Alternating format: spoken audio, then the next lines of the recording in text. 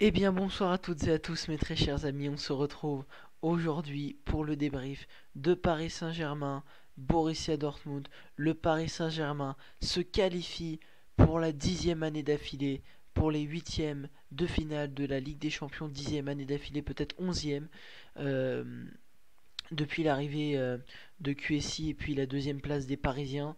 Euh, Lorsqu'ils avaient perdu le titre face à Montpellier, eh bien, ils n'ont jamais été éliminés de la phase de poule de la Ligue des Champions et le PSG se qualifie malgré sa deuxième place en Ligue des Champions pour les huitièmes de finale. L'Europa League, ce n'est pas pour nous. Avant toute chose, n'hésitez pas à liker, commenter, partager et à vous abonner, ça me ferait énormément plaisir pour ce petit débrief.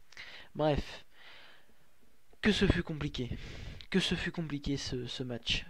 On a eu du mal, mais le PSG est qualifié. Ce qu'on retient, c'est la qualification, malgré les difficultés. Réjouissons-nous de cette qualification, mais par contre, il y a des points négatifs. Beaucoup de points négatifs. Première chose, face au but, c'est une catastrophe. C'est catastrophique face au but et il va falloir régler ça. Randal Kolo Muani, tu nous as coûté 90 millions d'euros. On se demande pourquoi. Franchement, on se demande pourquoi, parce que là, ils sont pas trop là les résultats quoi. Alors s'il te plaît Randall, ressaisis-toi et pour printemps de la Ligue des Champions, bah fais pas de la merde quoi parce que c'est tuant franchement. Ensuite, au niveau de l'attaque, deuxième point négatif, Kylian Mbappé. Je comprends pas. Kylian Mbappé avant il arrivait à faire la différence dans ses 1 contre 1. Là, ce soir, inexistant. Les 1 contre 1, il n'a pas réussi à passer les joueurs, il n'a pas réussi à faire une action tout seul comme il saurait les faire. Alors il y a certains moments où il a été altruiste et c'est très bien, mais il y a des moments où il aurait dû y aller tout seul, il aurait dû y aller au fond, il aurait dû se lancer et marquer ce but qui nous aurait permis de prendre la première place du groupe. Et puis voilà, ça c'est franchement c'est dommage. Ensuite, Kang In Lee, quelle déception. J'étais content de le voir titulaire et pourtant il a été décevant le gamin.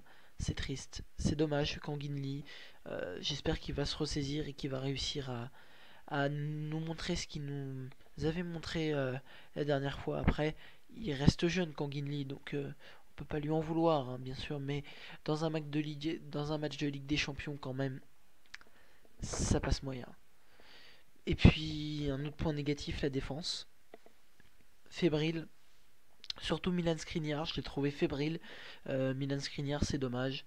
C'est ce qui nous a, c'est ce qui nous a causé du tort et c'est pour ça qu'on a encaissé ce but de Karim Adeyemi. Point positif, il y en a. Déjà, la réaction des Parisiens après le but, ça c'est bien. Ça c'est bien. C'est une bonne attitude. C'est ce qu'on attend de nos Parisiens. C'est ce qu'on attend. C'est l'attitude qu'on a eue. Et Warren Zaïre-Emery, quelle transition! Warren Zaïre-Emery, il revient de blessure et il nous fait une masterclass. Et il faut en parler. Le gamin, il a 17 ans, il a passé son bac de français et il vient de te faire une nouvelle masterclass et grâce à lui, dans le jeu et par son but, on est qualifié. Merci Warren. Un stylo pour Warren. Hashtag un stylo pour Warren. Il faut que tu signes. Il faut que tu signes. Il faut que tu prolonges. On a besoin de toi. Ensuite, un autre point. Pardon. Un autre point positif. Un autre point positif, c'est Gigio Donnarumma qui a été bon. Malgré son but qu'il a encaissé, il a été bon Gigio, que ça soit sur sa ligne et dans les relances. Ça, c'est un super point positif. Très bon retour de Gigio Donnarumma.